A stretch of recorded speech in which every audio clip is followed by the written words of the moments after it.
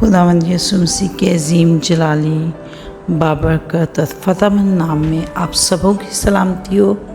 आज हम खुदावंद के ज़िंदा कलाम में से पैदाइश की किताब उसका पहला बाब उसकी 24वीं आयत से लेकर 31वीं आयत तक पढ़ेंगे। कलाम मुक़द्दस में यूं मरकूम है, और खुदा ने कहा कि ज़मीन जानदारों को उनकी जिन्स के मुआफिक छुपाए, और रेंगने वाले जानदार और जंगली जानवर उनकी जिन्स के मुआफिक पैदा करे। और ऐसा ही हुआ, और खुदा ने जंगली जानवरों और चौपायों को उनकी जिन्स के मुआफिक और ज़मीन के रेंगने वाले जानदारों को उनकी जिन्स के मुआफिक बनाया, और खुदा ने देखा कि अच्छा है।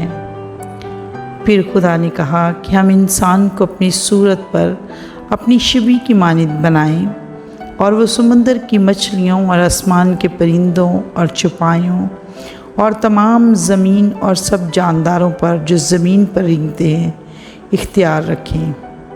और खुदा ने इंसान को अपनी सूरत पर पैदा किया, खुदा की सूरत पर उसको पैदा किया, नरो नारी उनको पैदा किया। और खुदा ने उनको बरकत दी और कहा कि फलो और बढ़ो और ज़मीन को मामूर व महकूम करो, और समुंदर की मछलियों और हवा के परिंदों और कुल जानवरों पर जो ज़मीन पर चलते हैं इख्तियार रखो।